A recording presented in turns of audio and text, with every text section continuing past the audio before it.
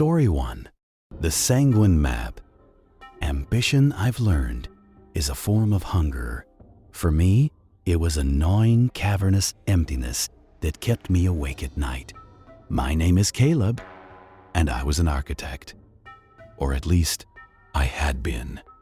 At 32, I was a walking cliché of millennial failure.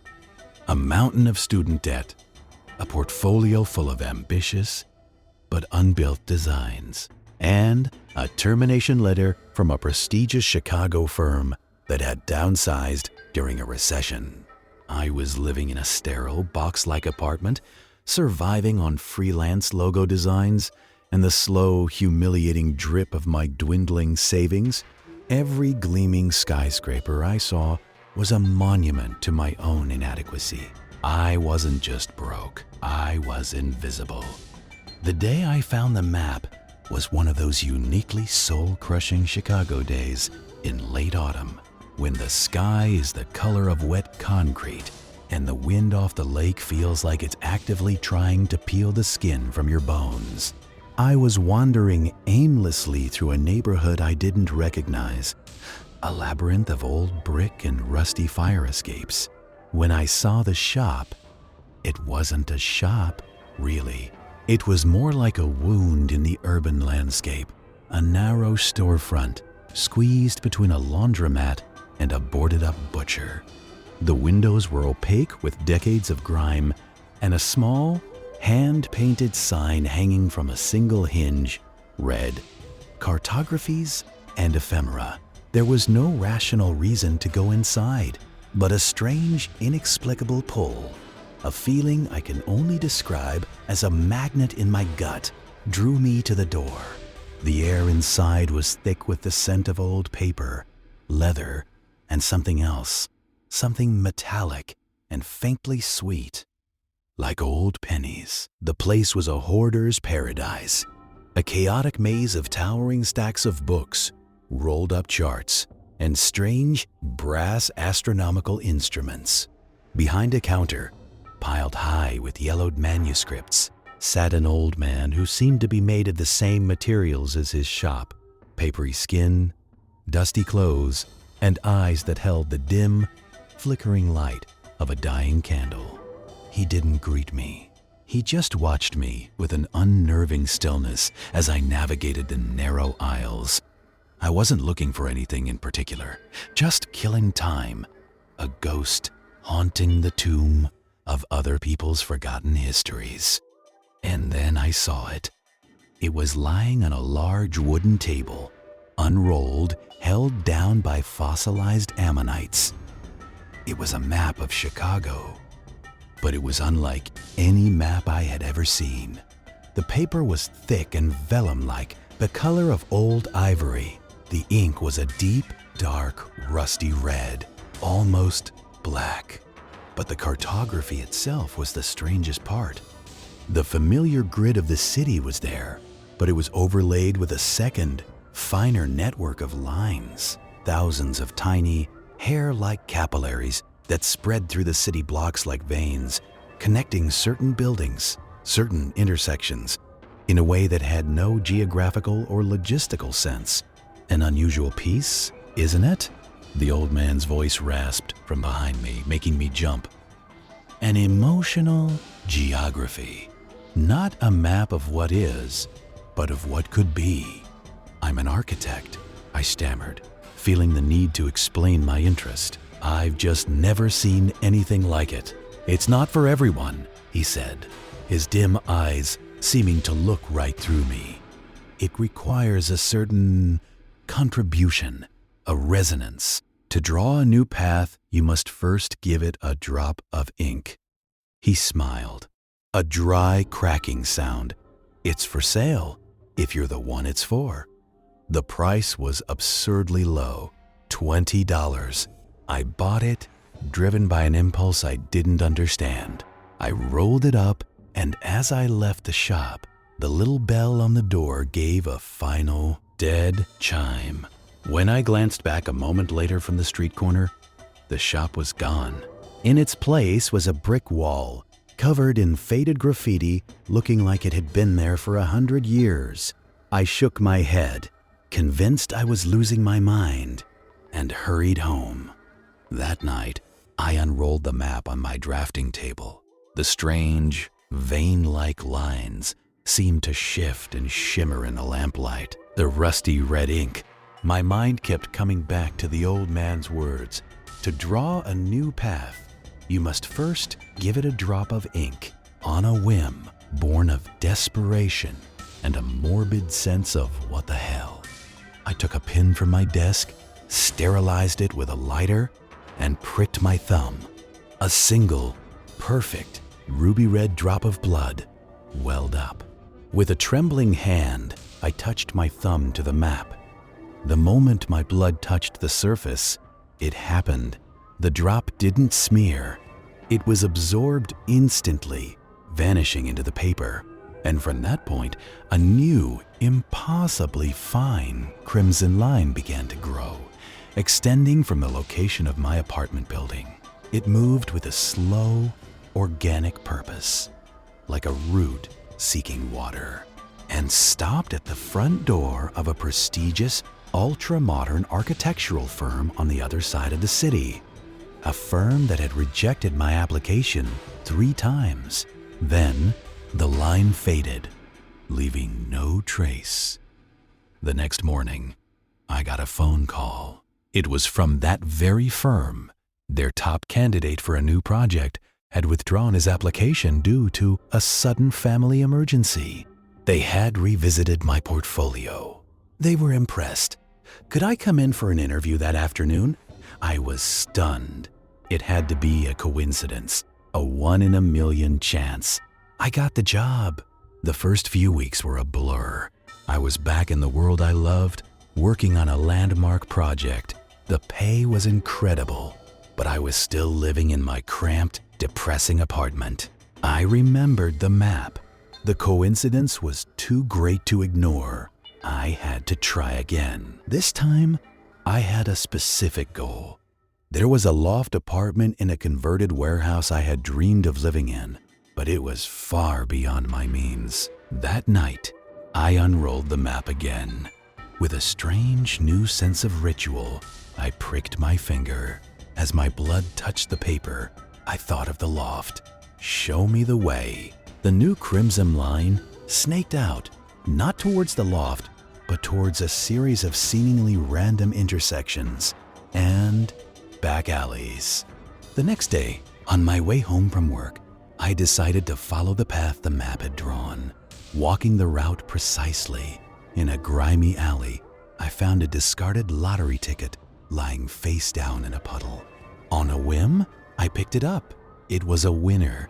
Not the jackpot, but $25,000. Enough for a down payment and the first few months' rent on the loft. The map worked. It was my secret, my miracle.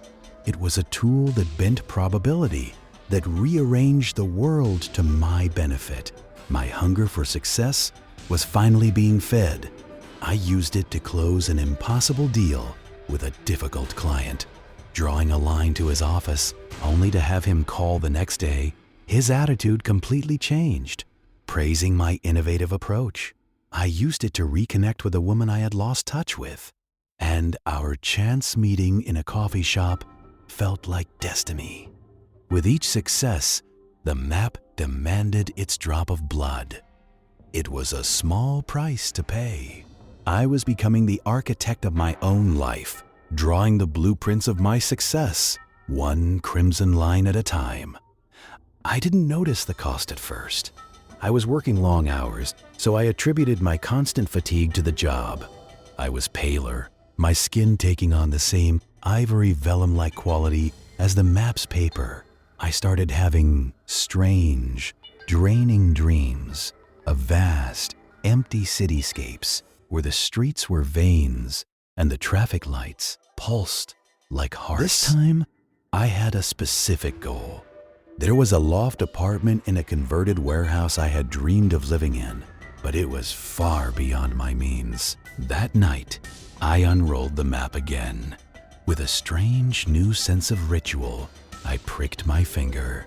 As my blood touched the paper, I thought of the loft.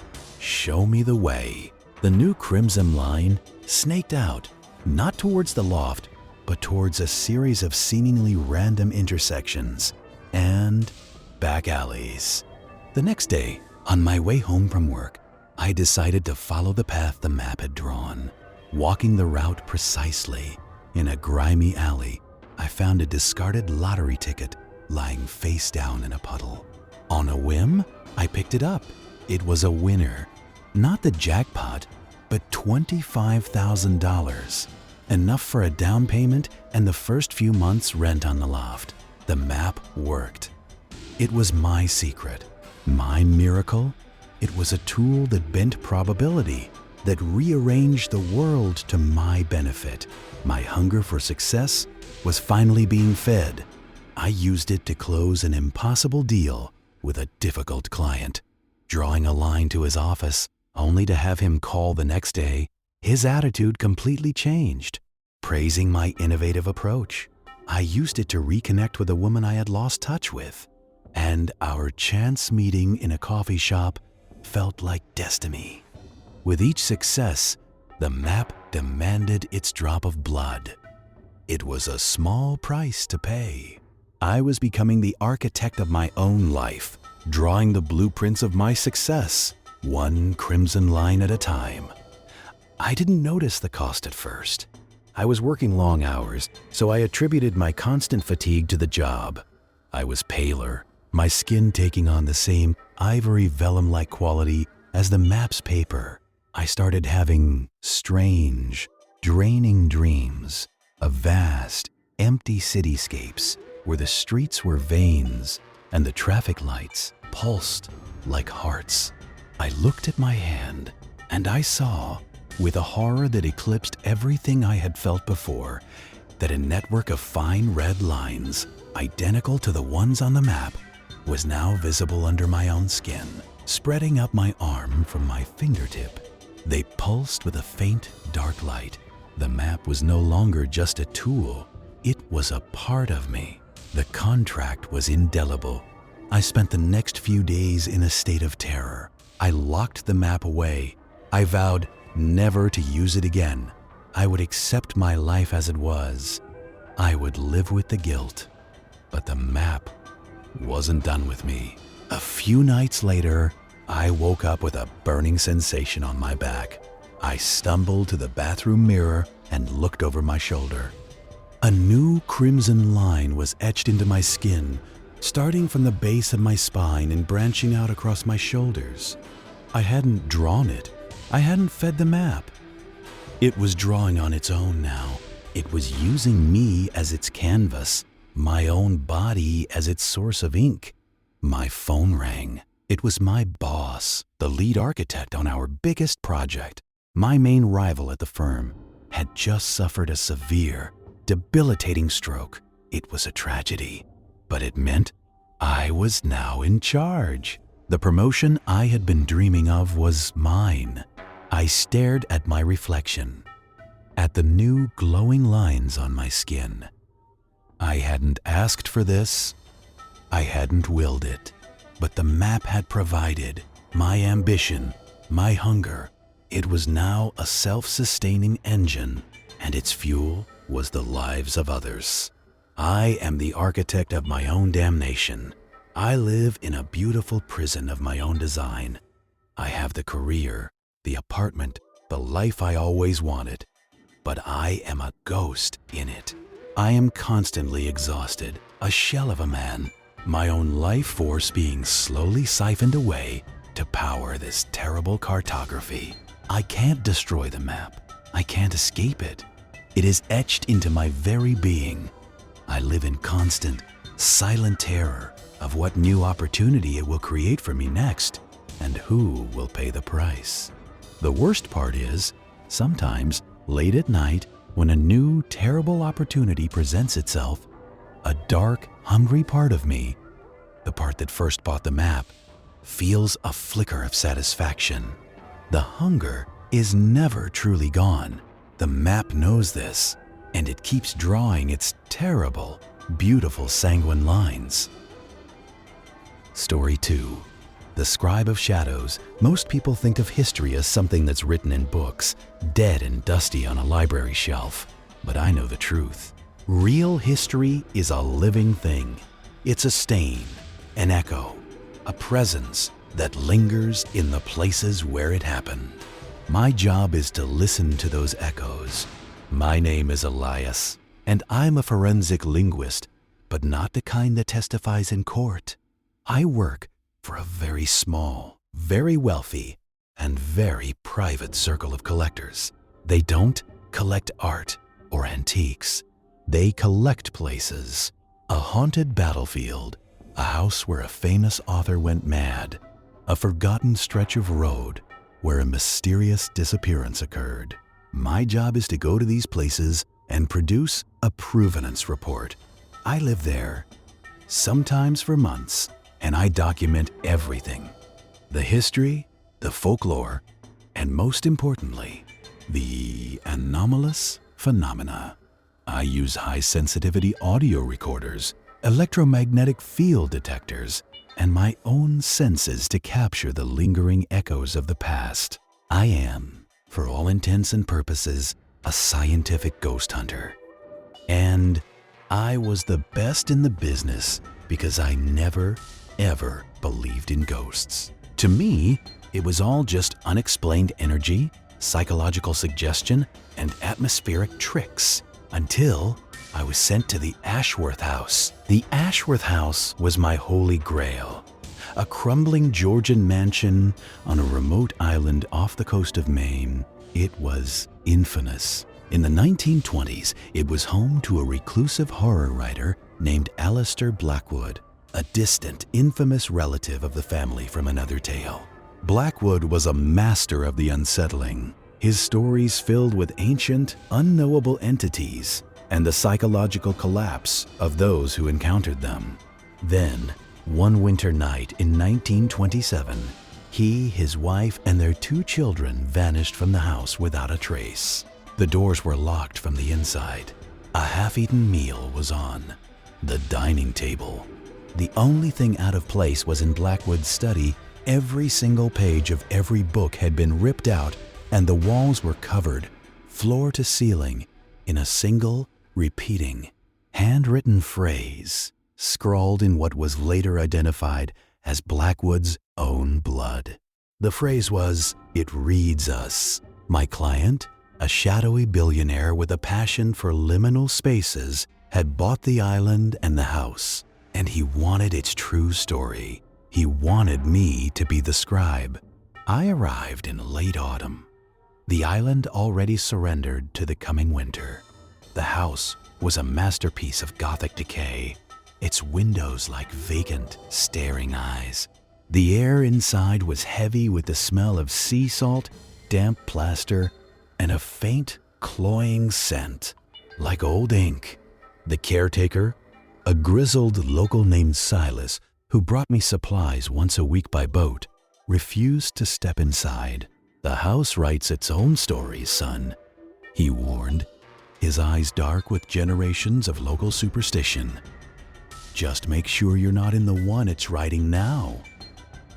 The blood-scrawled walls had been plastered over decades ago, but I could still feel the weight of that final, frantic message underneath. My first few weeks were uneventful, but deeply unsettling. My audio recorders would pick up faint, whispering sounds, too distorted to be human voices, that my software identified as non-linguistic vocalizations. My EMF meters would spike randomly, their needles dancing in the dead of night. The house had a rhythm. It was quiet during the day, but as the sun set and the winter darkness consumed the island, it would awaken. I would hear footsteps in the empty hallways above me. Doors I had closed would be found ajar. I documented it all with a detached clinical precision. I was an observer, a scientist. I was not afraid. The real phenomena began when I found Blackwood's personal diary. It was hidden in a secret compartment behind his writing desk. Most of it detailed his research into ancient folklore, his obsession with pre-human entities and beings he called the listeners, or the Scribes of Shadow. He believed they were not ghosts of the dead, but something far older, beings made of pure information, of pure narrative. He wrote that they were drawn to places of strong human emotion and story, but they were not passive observers. They were editors. They would find a story, a family, a life, a history, and they would begin to edit it. They would subtly alter memories, change perceptions, and rewrite the past, feeding on the psychic energy released by the confusion and despair this created. His final entries were terrifying. He realized that the scribe he was studying had become aware of him. It was attracted to his work, to the act of a writer creating new realities on paper. It had started editing him. It changes the words after I have written them. One entry read, "I wrote of a happy memory with my wife, and when I looked again, the sentence described a bitter argument. I do not remember the argument, but the diary insists it is so. Which memory is real? It has begun to manifest physically," he wrote a few days later. "It has no shape of its own, so it wears the shape of what it is not. It is a hole in the air, a silhouette of pure shadow, a living, moving redaction. It stands in the corners of my vision, and I can feel it reading me." His very last entry was scrawled, almost illegible. "It is tired of editing. It wants to write its own story now. It has taken my ink. It has taken my family. It is writing on the walls. It is writing on me. It reads us. It reads us all." I closed the diary, my scientific detachment completely shattered. I finally understood the warning on the walls. The entity wasn't a ghost. It was a sentient, predatory story. And I, an archivist, a scribe, was a walking invitation. That night, everything escalated. The whispers on my recorders became clearer. They were my own voice, reciting passages from my previous reports, but with small, chilling alterations. A report on a haunted hotel now described a murder that I had never written about. A report on an old battlefield now contained the names of soldiers who had never existed. It was rewriting my work. It was editing my past. Then I saw it. I was in the study, reviewing my notes. In the reflection of the dark window, I saw a shape standing in the corner of the room behind me. It was exactly as Blackwood had described, a tall, man-shaped silhouette of pure, featureless black. It wasn't just a shadow. It was a hole in reality, a patch of nothingness that seemed to absorb the light around it. It was utterly still, and I could feel its vast, ancient, and utterly indifferent intelligence focused entirely on me. It was reading me. I spun around. The corner was empty, but the feeling of its presence remained, a cold weight in the air. I had to get out. My job was to document, not to become a character in the story. I packed my most essential gear into a waterproof case, my hands shaking. The weekly supply boat with Silas was due in the morning. I would be on it. As I was packing, my laptop, which was on and connected to my audio sensors, began to emit a sound. It wasn't a whisper. It was a new sound, one I hadn't heard before, a soft, rhythmic scratching, like a fountain pen moving across thick, high-quality paper. Scratch, scratch, scratch. The sound was coming from all my speakers at once. It was the sound of something being written. I looked at my laptop screen. A new text document was open. I hadn't opened it, and words were appearing on the screen, typing themselves out letter by letter, in a fine, elegant cursive script. The scribe remained in the house. I stared in horror as the sentence wrote itself. He found the warnings, but he was a man of logic. He believed he could outsmart the echo.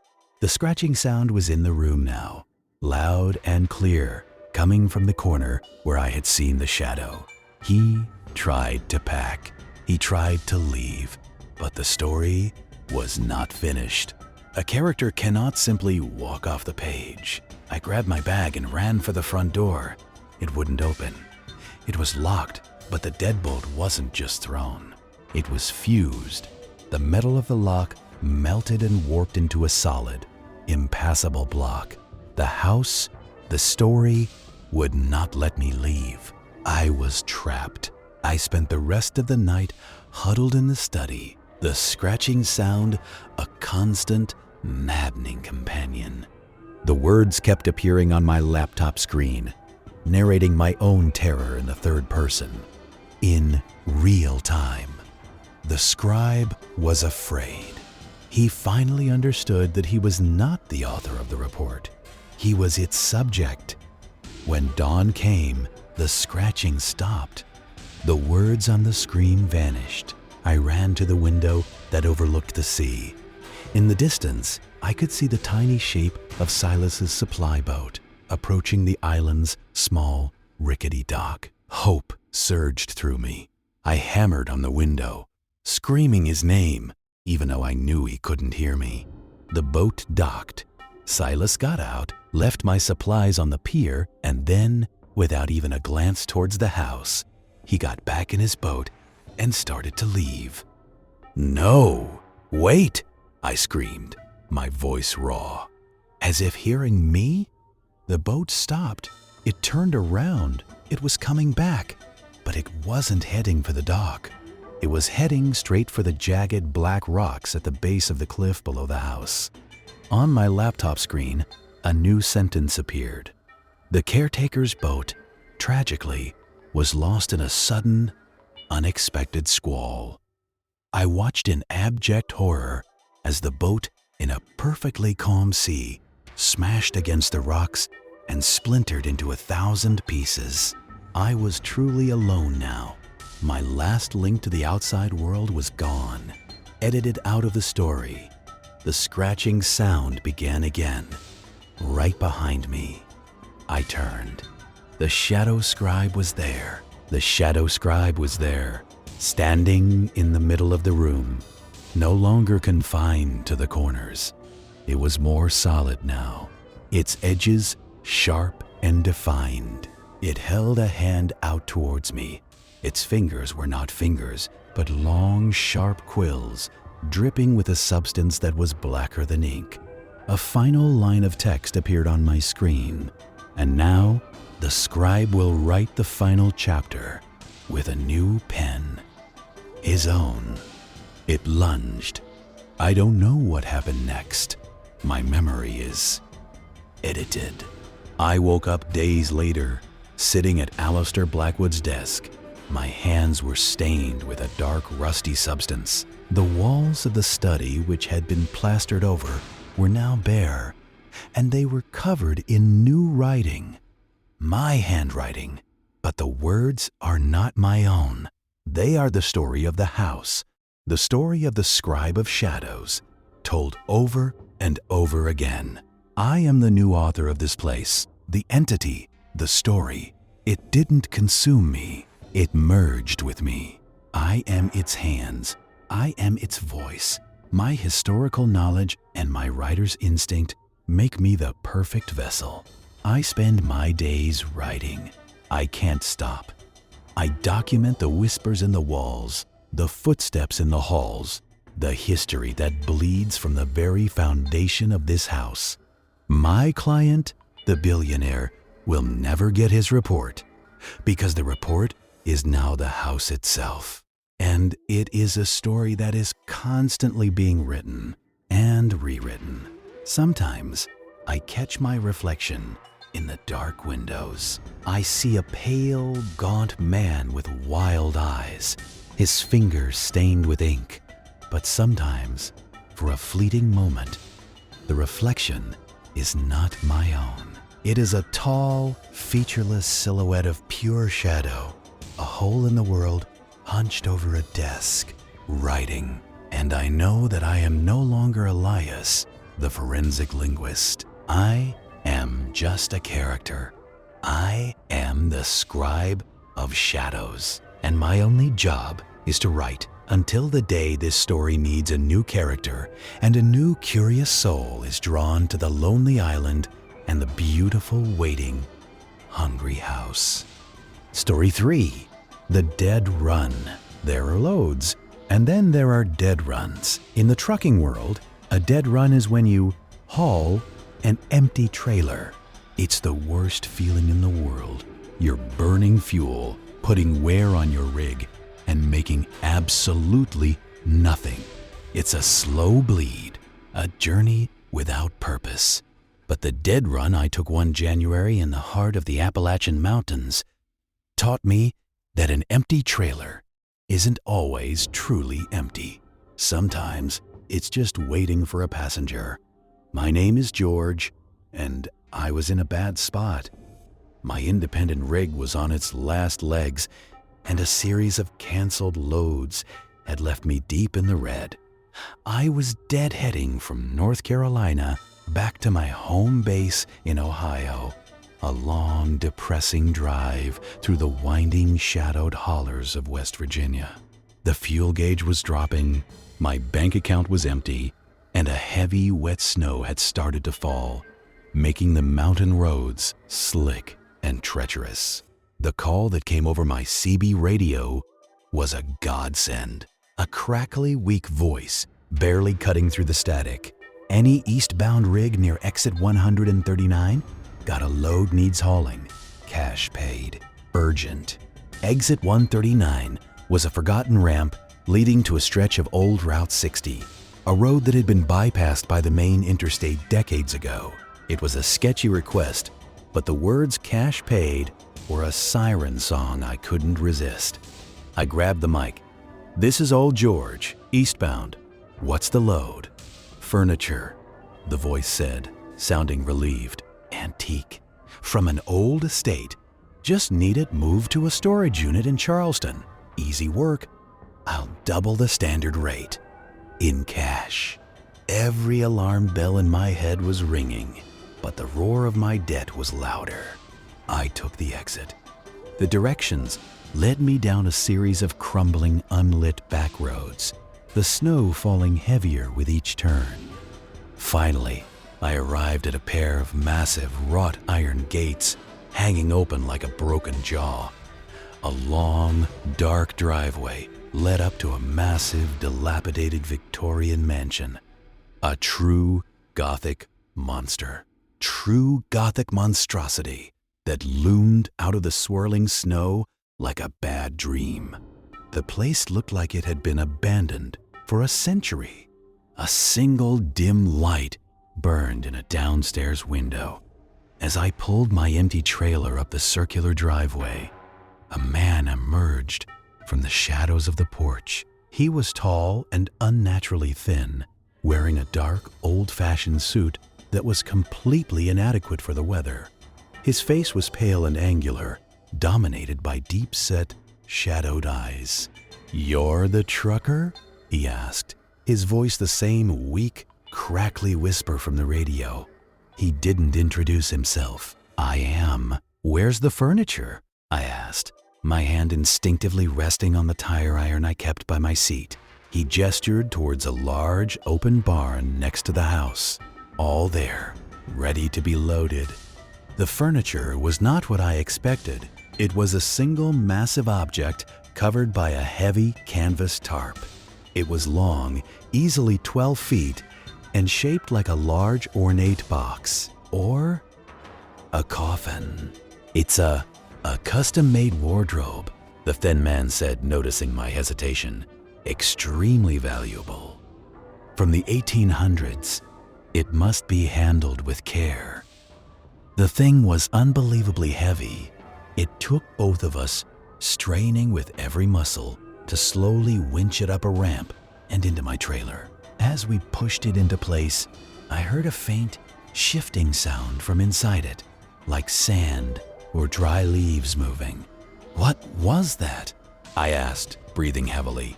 "The wood is old. It settles," the man replied, his face expressionless. He then pulled a thick, stuffed envelope from his coat pocket and handed it to me. "Half now, half on delivery. The address for the storage unit is inside. Do not, under any circumstances, open the trailer until you arrive. The contents are sensitive to changes in temperature and light." The envelope was full of crisp $100 bills. My greed won. I locked the trailer doors, got the address, a 24-hour storage facility on the outskirts of Charleston, and didn't ask any more questions. As I pulled my rig away from the decaying mansion, I saw the thin man standing on the porch. He wasn't watching me leave. He was staring at the back of my trailer with an expression of profound, almost religious relief. The single light in the house went out, plunging the entire estate into darkness. The drive was eerie. The snowstorm had intensified, and the winding mountain roads were a nightmare. But the strangest thing was the feeling coming from my trailer. With every bump and turn, I could hear that same soft, shifting sound. Shh, like dry leaves skittering across a wooden floor. But it was more than that. I could feel a weight, not a physical weight. My truck was used to that. This was a heavy, oppressive presence, a coldness that seemed to seep through the back of my cab. I tried to distract myself with the radio, but all I could get was static. The loneliness of the road, usually a familiar companion, felt different tonight. It felt like I wasn't truly alone. The incident happened on a steep, winding downhill grade. I was riding the brakes, the truck groaning under the strain, when I saw it, a set of red brake lights appearing suddenly out of the swirling snow just ahead. I slammed on my own brakes. The truck shuddered, the tires screaming on the icy asphalt. The trailer, with its heavy, mysterious cargo, jackknifed, swinging out with a terrifying momentum. For a heart-stopping moment, I was sliding sideways, the dark abyss of the mountainside filling my passenger side window. I wrestled with the wheel, counter-steering, praying to a god I hadn't spoken to in years. With a sickening lurch, the tires caught and the rig straightened out. I had avoided going over the edge, but the trailer had slammed hard against the rock face of the mountain. I pulled over, my body trembling, my heart trying to beat its way out of my chest. I got out to inspect the damage, my flashlight beam cutting a nervous path through the snow. The side of the trailer was dented, a long, deep gash torn in the aluminum. But that wasn't the worst part. The rear doors had been thrown open by the impact. They were swinging freely in the wind. My instructions were clear: do not open the trailer. But the trailer was open. My heart pounding, I walked to the back of the rig and pointed my flashlight inside. The massive wardrobe was still there, chained down, but its heavy, ornate doors, which I hadn't even realized were doors, had also been thrown open, and the inside was not empty. It wasn't a wardrobe. It was a coffin, an ancient, lead-lined casket, and lying inside it was not a body, but a pile of what looked like dry brown earth and withered, dead leaves. As I watched, a section of the dirt and leaves began to shift, to move on its own. Shh! I stumbled back, a scream caught in my throat. What had I been hauling? Then, a new sound came from the darkness of the road behind me, a slow, rhythmic scraping. I spun around, pointing my light down the road. In the distance, a figure was walking towards me. It was tall and unnaturally thin, its limbs moving with a jerky, disjointed gait. It was the man from the mansion. "You fool!" His weak, crackly voice hissed, somehow carrying over the wind. "You opened it. You let him out." "Let who out?" I yelled, my voice shaking. "The soil is just his bed. He's awake now. He's hungry." The scraping sound was closer now. Another figure was emerging from the woods on the side of the road, and another. They were all shaped like men, but they weren't men. They were shambling things made of mud and dead branches, their forms barely holding together. And they were all moving towards my open trailer, drawn to it like moths to a flame.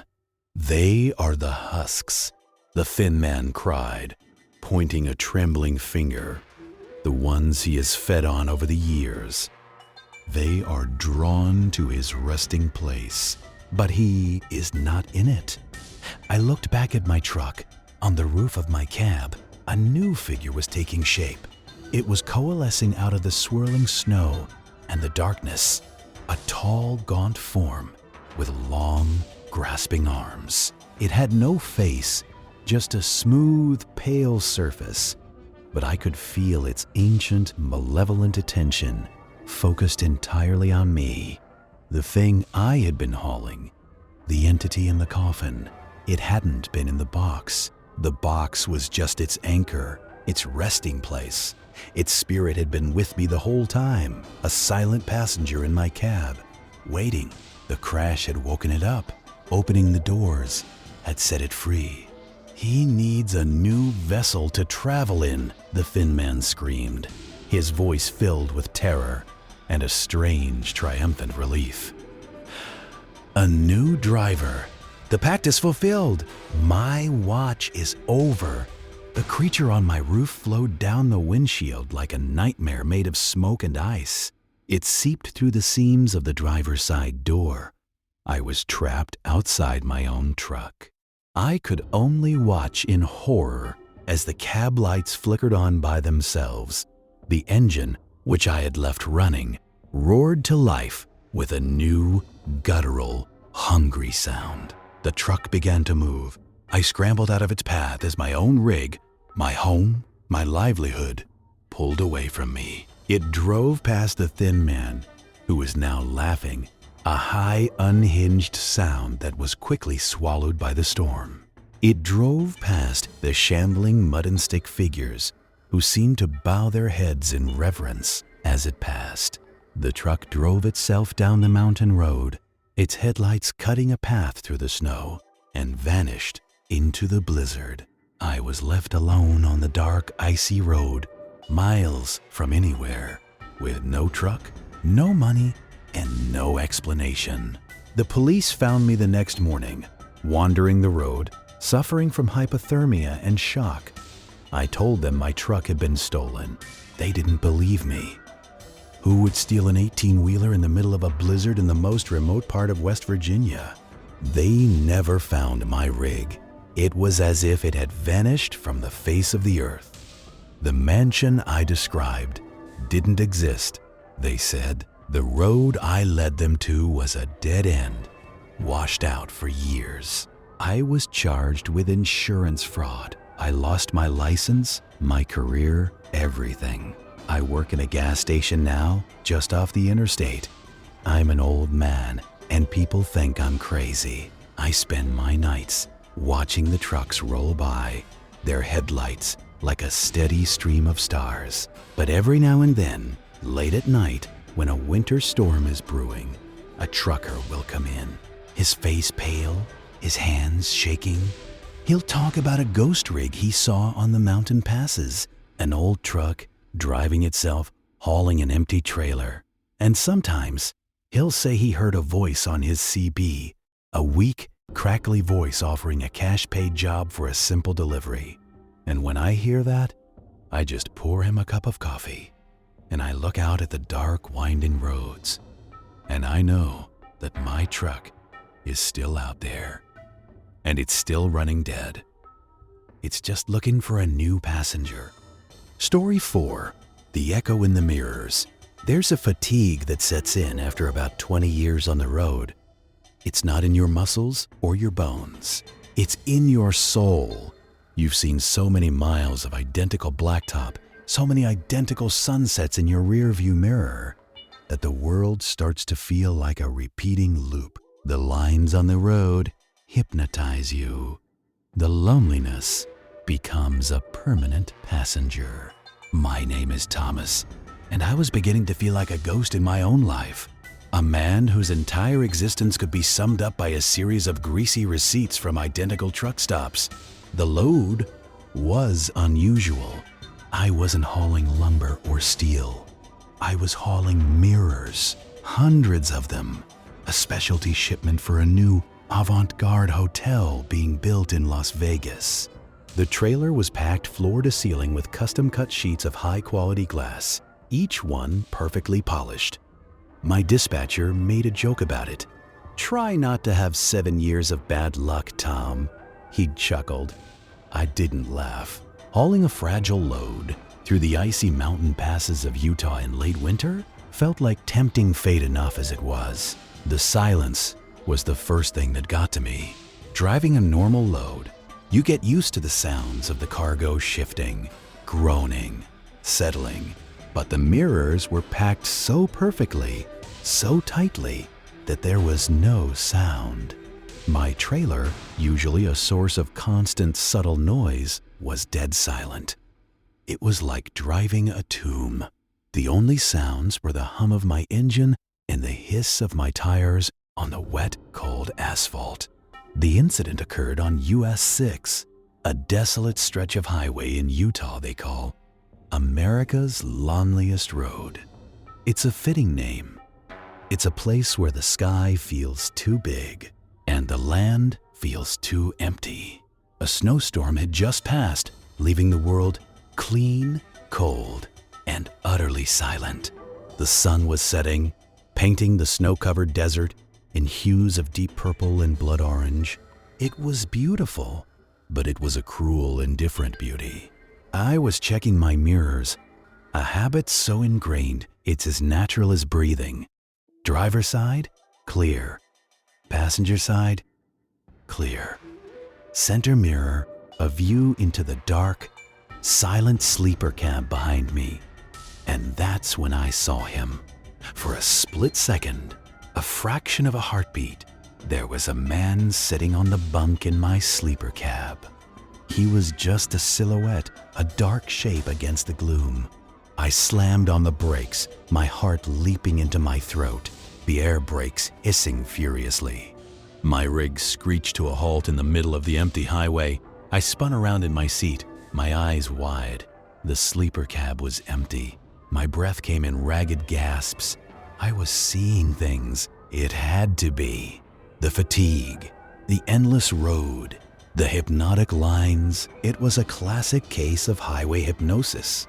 I shook my head, took a deep breath, and forced myself to focus.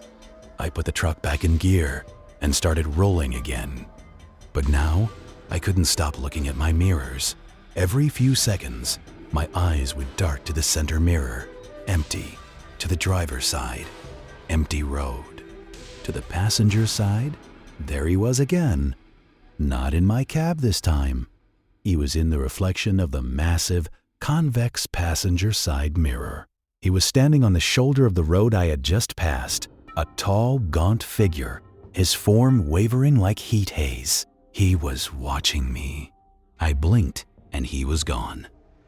"I'm losing my mind," I whispered to the empty cab. But the fear was real, cold, and sharp. As the miles rolled by and darkness consumed the desert, the phenomena grew worse. He wasn't just in one mirror anymore. He was in all of them. I'd glance at my driver's side mirror and see his silhouette reflected in the polished chrome of my fuel tank. I'd look at the center mirror and see his dark shape sitting on my bunk again for just a moment before vanishing. He was a glitch in my perception, a ghost that only existed in reflection. He was never there in the real world. I'd stop the truck, get out and scan the empty landscape. Nothing, just the wind and the cold. But the moment I was back in the cab, surrounded by the glass and chrome of my rig, he would be there, a silent, watchful passenger in the world of reflections.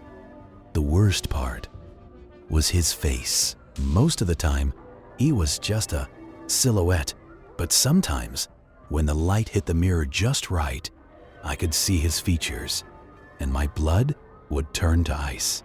His face was mine. It was my face, but older, gaunter, more tired. It was my face with all the hope scoured out of it, leaving only a profound, soul-deep weariness. His eyes were my eyes, but they were hollowed out, empty, filled with the crushing weight of 1,000,000 lonely miles. It was like looking at a portrait of my own future, a future I was desperately trying to outrun. I tried to fight it. I covered my center mirror with a rag. I tried to focus only on the road ahead, to ignore the constant, fleeting glimpses of myself in the side mirrors. But it was impossible. A trucker who doesn't check his mirrors is a dead trucker. The reflections were a necessary part of my job, and now they were my own personal hell. He started to get closer. At first, he was always in the distance, a figure on the road behind me. Then, he was at the side of my trailer. Then, he was right outside my cab door, his weary, familiar face staring in from the reflection, his empty eyes seeming to look right through me. I was starting to unravel. I was talking to myself, to him. "What do you want?" I'd scream at the reflection. "Leave me alone." There was never a reply, just a silent, weary judgment in his reflected eyes. I was on the edge of a full-blown breakdown when I pulled into a remote, 24-hour diner, a lonely island of light in the vast darkness. I needed to be around people. I needed to see other faces, real faces, not just my own haunted reflection. I stumbled inside and sat at the counter. The waitress, a tired-looking woman with a kind face, poured me a coffee. "Rough night, honey?" she asked, noticing my shaking hands. "You have no idea," I mumbled. I told her everything. I knew I sounded like a madman, but I couldn't keep it inside anymore. I told her about the man in the mirrors, about his face being my own, about the feeling of being haunted by myself. I expected her to laugh, to call the cops, but she just listened, her expression calm and sad. When I was finished, she refilled my coffee. "You're not the first," she said softly. "This road, it does things to people, especially the ones hauling mirrors." I stared at her. "What do you mean?" "There was another driver," she said, her voice dropping to a whisper. "Years ago. His name was Thomas, I think. A nice, quiet man. He was hauling a load of mirrors, just like you.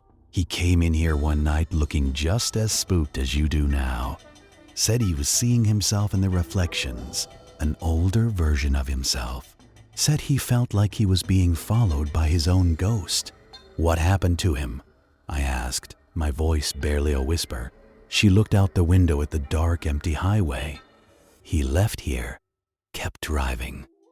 They found his rig about 50 miles down the road, parked perfectly on the shoulder.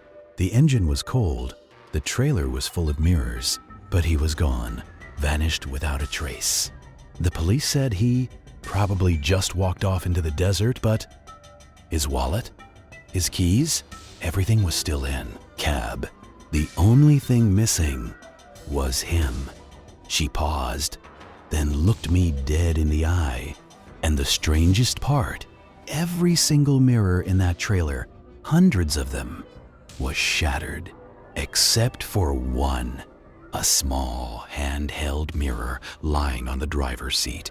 When the police picked it up, they said that for just a second, they saw his face in it, looking back at them, before it faded. I left the diner in a state of pure primal terror. The story wasn't a comfort. It was a prophecy. I was on the same road, hauling the same cargo, seeing the same thing as the man who had vanished. I got back in my truck. I had to get rid of the mirrors. That had to be the answer. They were the source, the conduit. I drove until I found a deserted side road, and then I did something I had never done in my entire career. I opened the back of my trailer. The cavernous space was a dizzying, disorienting funhouse of reflections. The moment I stepped inside, I was surrounded by 1,000 versions of myself, stretching into an infinite, repeating pattern. And standing among them, solid and real as my own fear, was him, the older, weary version of me. He was standing at the far end of the trailer, his face a mask of profound sadness. "It's time to stop running, Thomas," he said, his voice a dry, tired echo of my own. "My name is not Thomas," I snarled, grabbing a tire iron from my toolbox. "Isn't it?" he replied with a sad smile. "Check your wallet." I froze. In the haze of my fatigue, I had confused my name with the name of the man from the waitress's story. Or had I? My own identity was starting to feel thin, transparent. "Who are you?" I demanded. "I am the man who got tired," he said. "I am the man who couldn't bear another lonely mile. I am the echo that the road remembers. And this cargo, it doesn't just reflect light, it reflects souls. It captures the tired ones." He took a step towards me. I found a way out, a way to finally rest. "You just have to break the loop." He pointed to a large mirror at the front of the trailer. In its reflection, I saw not myself, but the open road, stretching out into an impossibly beautiful sun-drenched landscape. It was a place without deadlines, without loneliness. It was peace. "It's a door," my reflection whispered. "A way off the road. Forever, all you have to do is step through." It was a temptation beyond words. To end the cycle, to finally rest, but the load must be delivered, he said, his voice dropping. "The road demands a driver. Someone must always be behind the wheel." I understood then. It wasn't a door to freedom. It was an exchange. He wanted me to take his place in the reflection, to become the new, trapped echo. And he would be free to, what? Disappear? Finally die? "No," I said, gripping the tire iron. I didn't smash the mirror he pointed to. I started at the back of the trailer and I worked my way forward, smashing every single mirror I could reach. The sound was a deafening cacophony of shattering glass. With each mirror I broke, the reflected world fractured into 1,000 pieces. The older version of me flickered and distorted, screaming in silent rage and pain. I was destroying his present, but I was also destroying his only connection to the world. I left one mirror intact, the one he had called the door. I stood before it, panting, my tire iron held high. The older version of me was now a faint, transparent figure within the beautiful landscape, his form dissolving. "You're a fool," his voice hissed, fading. "You've condemned us both. You will never escape the road now." He vanished. I was alone in a trailer, surrounded by a mountain of shattered glass. I delivered the load to Las Vegas. I told them there had been an accident, that the cargo was a total loss. They fired me, of course. I lost my truck, my career, but I'm free of him, or so I thought. I don't drive anymore, but the reflections, they still haunt me. I can't look at my own face in the bathroom mirror without seeing a flicker of his weariness in my eyes. I catch glimpses of him in shop windows, in puddles on the street. He is a part of me now, an echo I carry inside me. And I know he was right. I will never escape the road, because every time I close my eyes, I see it. An empty highway stretching out into an infinite, lonely horizon. And I am always driving.